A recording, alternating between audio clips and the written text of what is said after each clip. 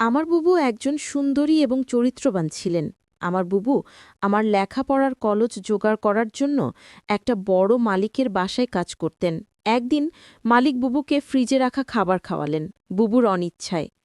তারপর বুবু জ্ঞান হারিয়ে ফেলে। অজ্ঞান অবস্থায় মালিক বুবুর সাথে। বাকি ঘটনাটি গল্পতেই বলছি।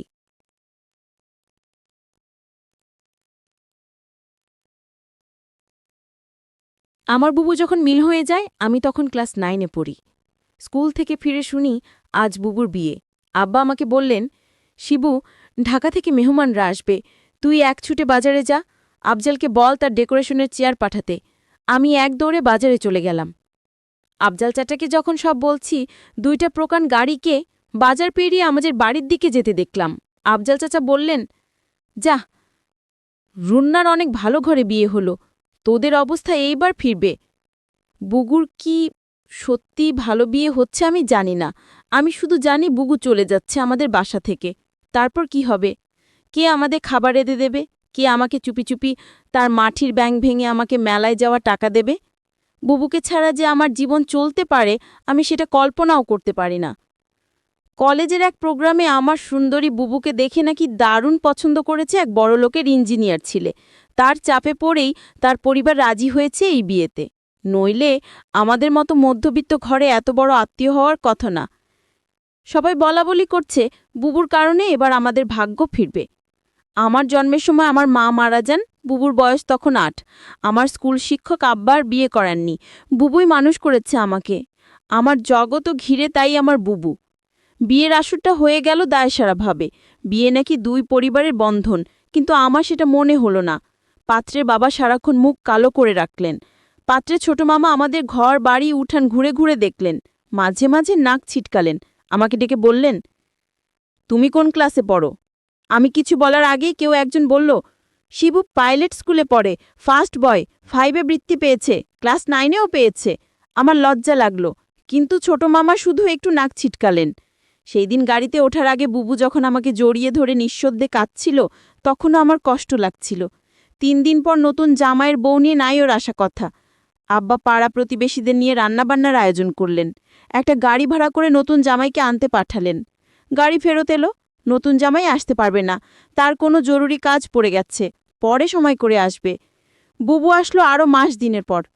একটা সাদা রঙের গাড়ি থেকে বুবু নামু, আমি ছুটে গেলাম। আমি বুবুকে জড়িয়ে ধরতে গিয়েও থমকে গেলাম। গায়ে দামি ফিনফিনের শাড়ি, মুখে পার্লার থেকে করা মেকআপ, ব্ল্যাক করা বাঁকানো ভ্রু আর স্ট্রেট করা চুলে আমার বুবুকে কেন জানি হঠাৎ অচেনা লাগলো। আব্বা দৌড়ে এলেন, জামাই আসেনি? না আব্বা, সাইটের কাজে গেছে। বুবু আব্বাকে ধরে কিছুক্ষণ কাঁদল। আমি সারাদিন বুবুর আশেপাশে ঘুরঘুর করলাম, কিন্তু বুবুকে কেমন আনমো না দেখলাম। শুধু একবার আমাকে জিজ্ঞেস করল, শিবু পড়াশোনা করছিস তো ঠিকমতো? রাতে আমার ঘুম এলো না, বড় অভিমান হলো। বুবু অনেক বদলে যাচ্ছে এই অল্প দিনে। এত বদলে যেতে পারে মানুষ? বুবু 3 দিন থাকলো।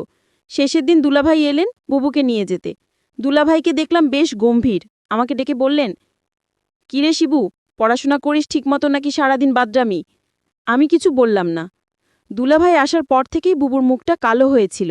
কারণও দেখলাম তার। আমাদের সামনেই কপাল কুঁচকে 2বার বুবুকে ধমক দিলেন দুলাভাই। বুবু চলে যাওয়ার পর সেই রাতে আব্বা আমার ঘরে এলেন।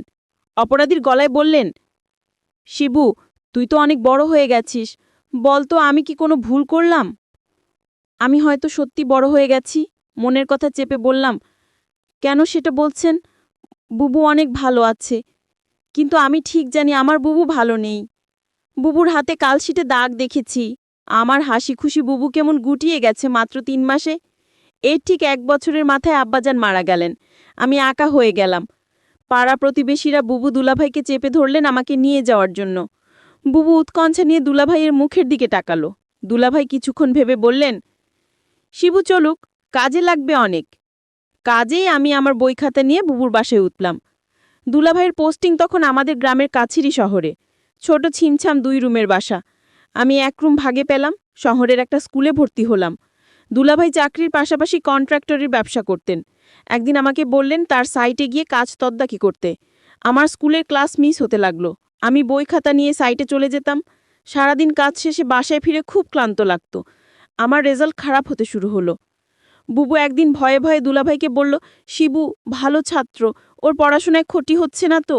দুলাভাই তেতে উঠলেন, গরিবের ছেলে, খেতে পেতে হবে, পড়াশোনা করে কি হবে? যতটুকু দরকার ততটুকু শিখলেই হবে। বুবু তাড়াতাড়ি বলে উঠলেন, ঠিকই তো শিবু, পড়াশোনা করে প্রতিষ্ঠা পেতে সময় লাগবে, তুই দুলাভাইয়ের সাথে কাজ শেখ, অনেক কাজে লাগবে। আমি বুবুর কথায় অবাক হয়ে গেলাম, এই বুবুই আমাকে তৈরি করেছে। সবসময় বলতো পড়াশোনা করে একদিন অনেক বড় হতে হবে, পড়াশোনা ছাড়া আমার কোনো কাজ নেই। আজ কত পরিবর্তন। আমি দুলাভাইয়ের সাইটে কাজ দেখতে লাগলাম। ক্লাস 9-এর একটা কিশোরের জন্য নিশ্চয়ই খুব সহজ কাজ না, কিন্তু আমি শিখতে লাগলাম, সাথে পড়াশোনাও করতাম সাইটে। সাইটের লোকজনের কাছেই খবর পেতাম দুলাভাইয়ের কর্মকাণ্ড নিয়ে। দুলাভাই আরও কয়েকজনের সাথে প্রেম করে বাড়ায়। আমি টের পাই, মাঝে মাঝে বুবুর চাপা কান্নার আওয়াজ পাই। সকালে কিছু কিছু দিন বুবুর হাতে নতুন কালশিটে দাগ। বুবু লুকাতে চেষ্টা করে। আমি বুঝেছি দুলাভাই বুবুকে অন্যায় অত্যাচার করে। আমার বুবু অনেক বদলে গেছে। আমার মনে হয় আমাকে নিয়ে বুবু ভারী অস্বস্তি বোধ করে। কেমন পালিয়ে বেড়ায়, দেখা হলে ঠিকমতো কথা বলে না। মাঝে মাঝে দুলাভাই বুবুকে পার্লার থেকে সাজিয়ে পার্টিতে নিয়ে যায়। আমার অবাক লাগে। তবুও এক একটা দিন যখন বাসে দুলাভাই থাকে না, হঠাৎ সেই পুরান দিনের মতো বুবু তেল নিয়ে এসে বলে, শিবু আয়, তোর মাথায় দিয়ে দি। আমার চোখে পানি আসে। আমি লুকাবার চেষ্টা করি। একদিন অনেক রাতে ফিরে দুলাভাই আমাকে ঘুম থেকে ডেকে তুললেন। আমি জেগে দেখি দুলাভাই প্রচণ্ড রেগে আছে। আমাকে বললেন, হারামজাদা, তোকে আমি সাইড দেখতে দিচ্ছি আর তুই সেখানে পড়াশোনা করিস? আমি চুপ করে দাঁড়িয়ে রইলাম। হঠাৎ করে দুলাভাই আমার চুলের মুঠি ধরলেন। বল, আজ সাইড থেকে 1 লাখ টাকা চুরি করেছে কে? নাকি তুই করেছিস? আমি অবাক হয়ে গেলাম। সাইটে টাকা পয়সা সংক্রান্ত কোনো কিছুর সাথেই আমি জড়িত না। আলাদা অ্যাকাউন্টস আছে। তবু বললাম, আমি কিছু জানি না দুলাভাই। তুই জানিস না? কেন জানিস না? তুই এর সাথে জড়িত শিওর। আমার খেয়ে আমার সাথেই দাতাবাজি। দাঁড়া। দুলাভাই তার বেল্ট দিয়ে আমাকে মারতে আরম্ভ করলেন। আমি সারা জীবনে কখনো মার খাইনি। পরিবারে আদরে মানুষ হয়েছি। স্কুলে ভালো ছাত্র হওয়ায় স্যারেরাও অত্যাধিক স্নেহ করতেন। আমি দেখলাম বুবু পাথরের মতো দাঁড়িয়ে আছে। দুলাভাই একসময় ক্ষান্ত হয়ে চলে গেলেন। আমি সারা রাত বিছানায় শুয়ে কোকালাম। চেষ্টা করলাম মুখ দিয়ে শব্দ না করতে। আব্বা মৃত্যুর আগে বলেছিলেন, শিবু, পুরুষ হয়ে গরিব ঘরে জন্মাইছিস, সামনে অনেক কষ্ট আসবে, শক্ত থাকবি, কখনো কাঁদবি না, পুরুষদের কাঁদতে নেই। পরদিন সকালে আমার ঘুমে শরীরের হালকা জ্বর নিয়ে উঠে দেখি বুবু বসে আছে আমার শিওরে। শিবু, উঠতে পারবি? আমি মাথা নাড়লাম, হ্যাঁ। তাহলে চল। তাকিয়ে দেখি বুবু একটা ব্যাগ গুছিয়ে রেখেছে। আমি বললাম, কোথায়? বাড়ি ফিরে যাব, চল। তুই আবার ভালো করে পড়াশোনা শুরু করবি, আমি দরকার হয়ে বাসায় কাজ করব, দুইজনের একটা ব্যবস্থা হয়ে যাবে। আমি অবাক হয়ে তাকিয়ে রইলাম। বুবু আমার জন্য তার স্বামীকে ডিভোর্স দিয়ে চলে এলো এবং সেই বাড়ি থেকে চিরদিনের জন্য চলে এলো। তারপর বাসা আমি আর বুবু থাকি। বুবু একটা বড়লোক বাসায় কাজ পেল। তাদের কাপড় ধোয়া, রান্না করা ইত্যাদি তাদের কাজ করতে হবে। মাস শেষে যে টাকাটা পাবো সেই টাকা দিয়ে আমার লেখাপড়ার খরচ আর পরিবার চলে যাবে। বুবু যে বাড়িতে কাজ করে সেই বাড়ির মালিক বুবুকে একদিন বলেছিল, তোমার যত টাকা দরকার আমি দিব, তুমি শুধু একটি কথা রাখো। বুবু বলল, আমি বাসায় কাজ করি, এটাই আমার চলে, অতিরিক্ত টাকার আমার দরকার নেই। বুবু বুঝতে পেরেছিল মালিকের চরিত্র ভালো না। তারপরও বুবু এই বাড়িতে কাজ করে যে টাকা পেত সেটা দিয়েই আমাদের মাস চলে যেত। মালিকের বাসায় সবাই একদিন কোথায় ঘুরতে গেল। শুধু মালিক বাড়িতে ছিল। মালিকের নাম আহসান আলী। বুবু বলল, আজ তো বাসায় কেউ নাই, তেমন কাজও নাই, তাহলে আজ আমি চলে যাই। মালিক তখন বলল, শোনো, অনেক কাজ পড়ে রয়েছে। কি কাজ পড়ে রয়েছে মালিক? মালিক বলল, বাসায় কেউ নাই, আমার দেখাশোনা কে করবে? আমি বলেছিলাম, ও তাই তো।